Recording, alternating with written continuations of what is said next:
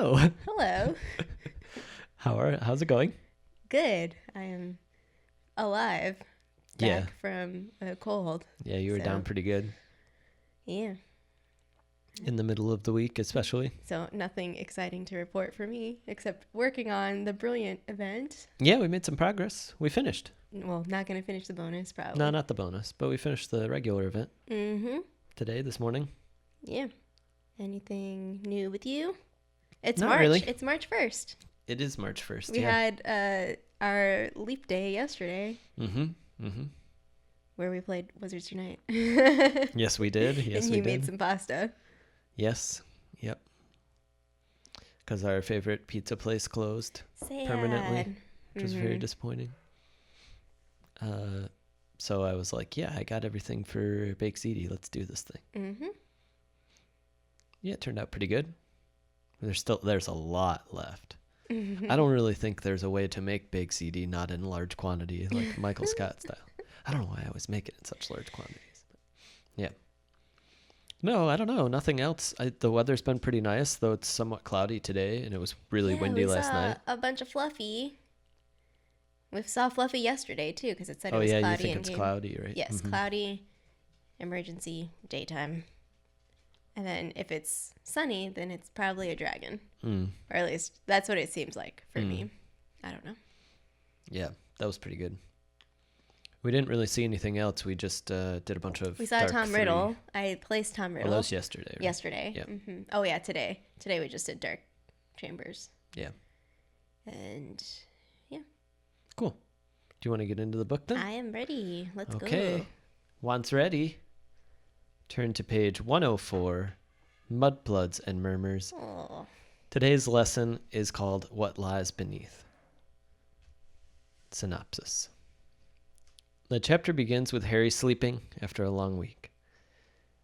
That sleep is cut short by Oliver Wood, who springs a surprise first Quidditch practice on the Gryffindor team. Colin Creevey follows Harry down to the pitch, pestering him with questions.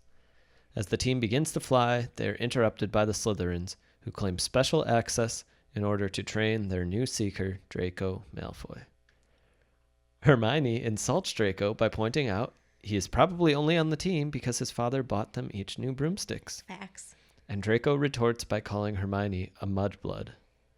In the ensuing chaos, Ron tries to curse Draco, but his broken wand causes the spell to backfire, and he begins spitting up slugs. The trio go to Hagrid's house, where he comforts Ron and fills in Harry about his interactions with Lockhart and Ginny. When they return to the castle, they find McGonagall waiting for them with detention schedules. Harry goes to assist Lockhart in answering fan mail. As the evening grows late, Harry hears a startling and terrifying voice. He recounts the experience to Ron, including the fact that Lockhart seemed not to be able to hear it. So these chapters are my favorite because it's all three of our friends, Harry, Ron, Hermione, and Draco.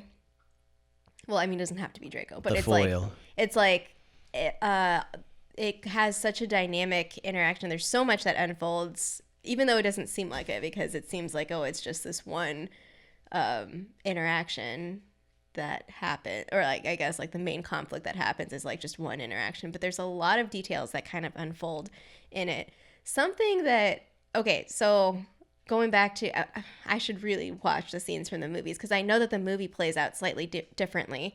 And so one difference, as I was doing a little bit of research, is that in the movie, Ron actually says out loud, "Eat slugs," when he casts the spell on Malfoy, like after Malfoy calls Hermione a mudblood. And so he says it out loud, but he doesn't say it in this chapter. But I was like, wait a second. I know for a fact Ron has said "eat slugs." He said it in a previous chapter. On page 97, he says to Malfoy it's when they're in Diagon Alley and they're having like a confrontation, and he actually says "eat slugs, Malfoy." That was where out loud. the thought was born. Yeah. And so it was just like funny because he doesn't say it. Oh, actually. So there is this slug vomiting charm that is a thing. That's like what he supposedly cast. But he also doesn't say what the incantation supposedly is. Yeah. Slugulus erecto. Slugulus eructo is the curse, and you point the wand at the victim, green light flashes. So Green light. we were just talking about the Avada. Yeah, so I mean that happens, but it actually, because Ron's wand is still broken, fires back on him, and so Ron becomes the butt of the joke once again. Poor Ronald. Yeah, poor Ronald. Yeah. But Ron also does have an important part in this chapter of so basically, because the other thing from the movie is that Hermione explains why mudblood is so hurtful to her. But in the chapter, Harry doesn't know what it means, but he knows it's bad because everyone reacted. Hermione doesn't know what it means, but Ron does, and that's why he reacted. And he basically explains when they go into Hagrid's hut, and this was my quote. I mean, it's not. It stands out to me because I don't know. I guess we can connect to other things, but he says, "Dirty blood, see, common blood. It's ridiculous. Most wizards these days are half-blood anyway. If we hadn't married muggles, we would have died out." So he kind of explains this concept of what mudblood is, and we've had hints throughout all the chapters so far of this. I mean, it's been building up with Draco specifically, and so finally we get this label that is thrown out at one of our favorites, Hermione. And so Ron is interesting to me in that sense because, again, like, he is basically immersed in the wizarding world. He's part of this, like, long-standing family. Like, of course he would be able to explain it to us. And Hagrid, of course, knows what it means, but he doesn't explain it to us. So even though you have this, like, he's vomiting up slugs, he has this important role of explaining to us a little bit of, like, what's been going on behind the scenes, that now we have a word and a label to it. Yeah.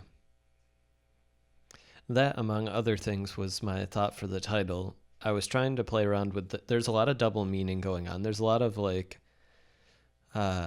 people saying things or doing things that aren't actually what they seem. And so here's my quote to kind of unpack this a little bit. So it's Harry and Hagrid talking, and they're talking about autographs or whatever it might be, and Hagrid says, "I knew you hadn't really. I told Lockhart you didn't need to. You're more famous than him without trying." "Bet he didn't like that," said Harry. "Don't think he did," said Hagrid, his eyes twinkling. And I think, like, there's a lot of, that's a nice little summary of how there's a lot of sort of beneath the surface going on. Mudblood is a word. It has a ton of meaning. And then on the other side, there are things like this where it's like a conversation, but there's a lot going on, right? Like in body language, and Hagrid is very aware of Lockhart, like, to the extent that he actually knows that, like, Lockhart was the only choice for this job, you know? And, like, if he had, whatever he says about, like, no way he fought the Banshee, right? Yeah. After Lockhart told him. And so there's a difference between, like, mudblood, which is such a loaded word, and then Lockhart, who's so vacuous, right? And, like, everything he says is not real. And we get that also in the detention. And, like, to have both of those, and then also, like, the actions, like people lying a lot, like Ginny is a good example. We kind of know, like, actually why she's down at Hagrid's hut. We'll find out. But there's all these different levels of interpretation, and it's ironic that, like, Hagrid even, and Ron and Harry and everyone seems to know, like, Ginny has this big crush, and, like, that's why she was actually down there, but not actually. So it's kind of an interesting, there's just such a richness here of motivations and how people act, and, like, why they act in certain ways and why they say certain things. And then you have Lockhart as, like, the ultimate foil, and kind of Colin as well as a foil for this, of, like, there's an emptiness. Yes, it's for Colin coming from a very different place than Lockhart, but it's about, like, hero worship and idolization, and, like, there's an emptiness sometimes. It doesn't seem like Colin actually wants to know Harry, really. Like, he just kind of gets this rush or kick out of this famous person, right? He's almost paparazzi, right? That's interesting. I've read this book a few times, and I don't think I've made that connection between Colin and Lockhart of I mean, it's coming from the same place, like we talked about last week with social media and whatever, but just like the celebrity of Harry Potter or the celebrity of Lockhart, and this like emptiness that it's just it's kind of like a ritual, like, oh, you have to do this because I don't know, this is what we do. We take pictures of famous people for some reason. Yeah. The other moment that I kind of liked was Harry's internal monologue about the picture, right? Where like Harry in the picture with Lockhart was like the pictured Harry is fighting pictured Lockhart because he doesn't want to like be near him. Yeah. It's such an interesting what lies beneath kind of thing of like they have this picture together and like some people interpret it certain ways, but like it means something very different to Harry when he sees that picture. And like not wanting to sign it and things like that. Yeah. Yeah. Yeah, Lockhart and Creevey, Colin, like there is overlap. There is also places where they're not near each other at all. And I think Hermione represents some of that, right? She's still kind of clinging a little bit. Like more and more pegs get taken out from under Lockhart. Well, with Colin, and again, it's kind of like based on what people are interpreting, but with Colin, it doesn't seem like he's doing it to be like, oh, look, I got a picture with the famous Harry Potter, like, look at me sort of thing. It's kind of like... No, he's a fanboy. Yeah, he is a fanboy, like, truly. And Lockhart is like, oh, let me take advantage of this opportunity so that my name can still be relevant. Like, so I can still be, you know, noticed. Yeah, there's an authenticity to Colin that's missing from Lockhart, but there is still, like, a space between... the way there's still a dehumanizing aspect to how Colin treats Harry, right? Like, and I think I get that sense from Harry, like his frustration with Colin.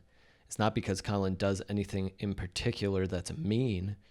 It's that he does things that are empty. He doesn't actually talk to Harry. He just like wants to know and ask him, just like pepper him with questions. Yeah, and it's not malicious because, I mean, we've talked about this outside of the podcast about just wanting to preserve moments or, like, keep them for some, like, future versus, like, just actually, like, you're actually going to school with Harry Potter. Like, just hang out with him. And there's some darkness to it, too, because even Harry internally says, like, Colin seems to have memorized my schedule, right? Like, it's very paparazzi-esque. And it won't be until later that we recognize that Colin will settle and his little brother will also settle, that like it does wear off and they do start to see Harry more the way Harry would want to be seen. But at this point, for me, Colin is very frustrating. I don't like his character at all. I know people love him and like he's all cute, but really, like, come on. Yeah. You can't treat people like this. Yeah. But and then there's Malfoy. Right? Another foil. I mean, it's so interesting, all the layers, because Malfoy is so overtly and egregiously the worst. Yeah. And Marcus Flint and, you know, the people who protect Malfoy after he says something like that too, right? Even if they themselves didn't say it. Yeah, Malfoy is just the worst. Yeah. He's so insecure. He is so insecure. One word, one sentence that just cuts him like a knife from Hermione, and he just escalates so hard. Yeah. Yeah. I mean, Malfoy knows it's true, though, too.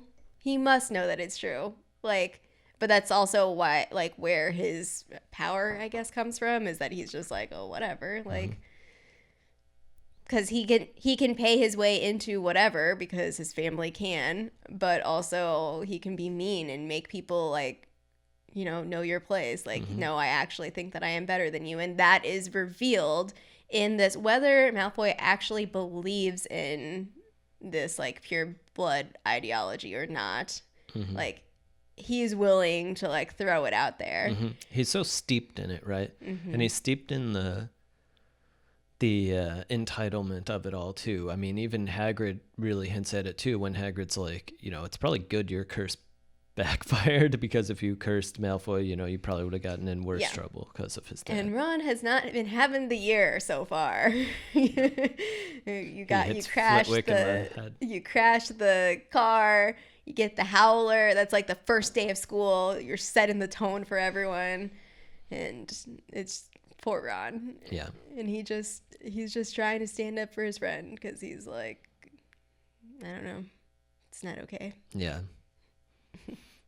I thought the beginning of the chapter really sets up my emotions. My sensibility about the chapter is really set up by Harry's kind of exhaustion. He's like kind of exhausted by Lockhart and Colin. Yeah. And Ron's wand. Ron's broken wand. That it's just like there's a lot of chaos going on. School just started, Harry. Oh Yeah. my God. And now You're in for a long year. I mean, and like stuff with Ginny probably is like a little bit, because that's also a little bit of hero worship from a crush perspective, although we haven't really gotten into her too much with like what she's really doing and saying and talking about. But then we end the chapter with like madness. Yeah, I guess I also didn't think about, so Harry had his first year at Hogwarts, and then he had this summer where all he wanted was to go back to Hogwarts, go back to his friends and all of that, and nothing is playing out the way that he greener. wants.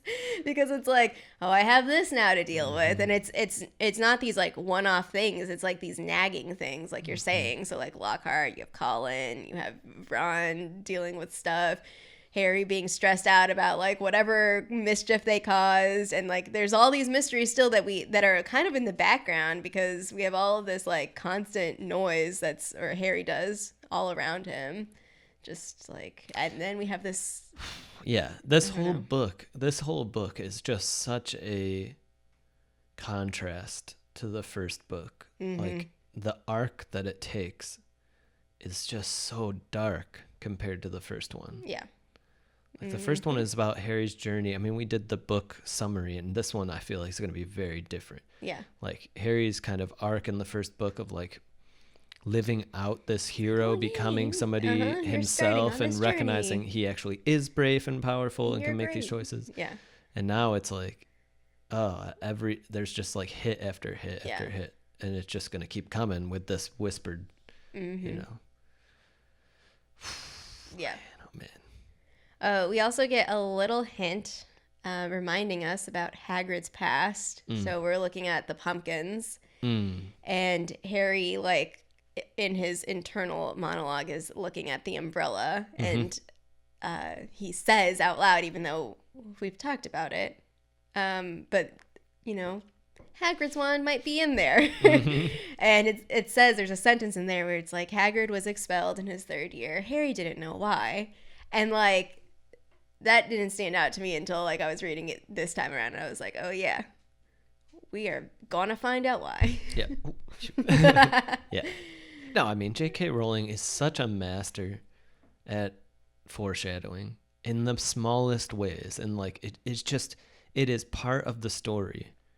It's just such a part of the story, and then she just weaves them all together. Like, it's kind of like Ginny, a little Ginny magnifying glass. Chapter. So you have these like little, like everything has happened, but it's like, oh, like what do you choose to share like for this moment or this interaction? And it's like, oh yeah, well, Ginny has been doing this thing. Like, why don't we bring it up briefly, even though it's kind of like we have this other like spectacle that's happening. So we have Ron that's throwing up slugs. Like we have all of this, and then the mudblood thing. And so that is like the primary focus, but like all this other stuff is still happening. It's kind of like, reality, right? So like we have all this other stuff that's been happening behind the scenes that if we are able to like really look closely with a particular lens, with a particular like focus point, then we'll be able to see that clearly. But right. Yeah, so it's great because she doesn't have to tell us that, but it makes it much better. Yeah. The one-off comments. I mean, Ginny isn't even in the chapter. It's secondhand. Hagrid talking about Ginny having been near Hagrid, and it's just like, oh, yeah, like it's totally reasonable that she would like, kind of like Colin-esque, be kind of stalking Harry and like hoping to see him, but at the same time, just an inkling of like, well, why at Hagrid's hut? Like, why there? Like, why aren't you like outside of his room? Like, why are you down at Hagrid's hut? It's kind of I think it's also important like that she's just mysteriously like moving and doing things. I think it's important that in the last book that Ginny was introduced at all, and that her introduction was like, Mom, it's Harry Potter, like, because then it's kind of like, oh, hey, it's just normal, whatever. It's a similar thing to Colin, except she's not like going around with a camera. I think that she probably, I mean, being a Weasley and maybe being a girl, like that would probably not look well for her in terms of like being her first year and trying to make friends and like just stalking Harry Potter, even though people tease, like her brothers and whatever tease her for it. But I don't know. It's interesting. Yeah, there's a lot going on. And we haven't even really talked about Hermione.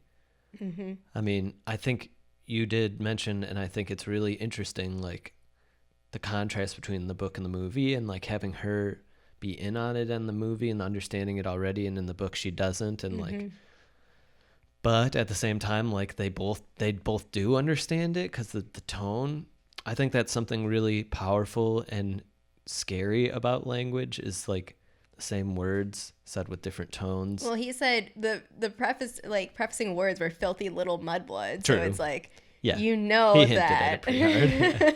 It's not good at all. And people's reactions and stuff. You know? I mean, I know that sometimes people critique like, oh, the movie wasn't following the book, but I think that stylistically, for a film-based medium, WB made decisions to make it like in an effort to make it more powerful or more like to strike something, because Emma Watson, I mean, we're watching Goblet of Fire, like she's over I know over and over. When we get to Goblet of Fire, I will definitely not need to reference the movie, because I know the movie. But she is such a good actress, and like the way that she delivers it, from my memory of Chamber of Secrets when she's explaining Mudblood, it's just like it hits you, because she's just so sweet, and you love Hermione because she's she's annoying, she's the know-it-all, but you love her because she's one of the three heroes that we are supposed to be rooting for, and to see her like so hurt by it. I think rather than, I mean, keep the silly Ron. I don't know. Maybe this is also painting my perception of Ron and why it's just like, oh, here we go again. Little Ron.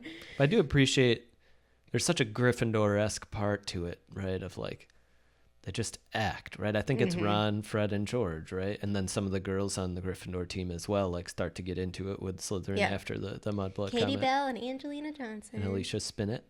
Alicia Spinnet, Yeah, just the action, right? Like immediately. It's kind of impressive. It's a powerful representation, and it should be contrasted with like that some of the Slytherins, like it's powerful, but then there is also this tribalism that's kind of scary, of like the easy defense, right? Because they know Draco, they probably talk that way, maybe, behind closed doors, and then like to see him, you can see how it happens, right? You have one person who then says it out loud in like the direct way, and then people are like, oh well, I'm supposed to protect this person, Flint, Snape, right in the letter. Ridiculous. Snape, what are you doing? Snape is the worst. What are you doing, bro? Shout out to Brida's Snape is not a tragic I don't think hero. that he's okay.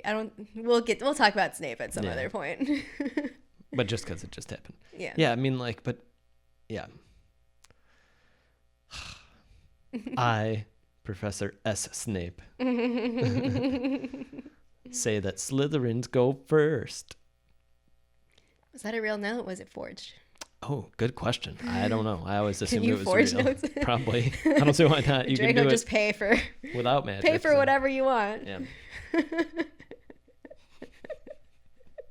Because that would be the worst too. This whole situation could have been avoided. Yeah. I don't know.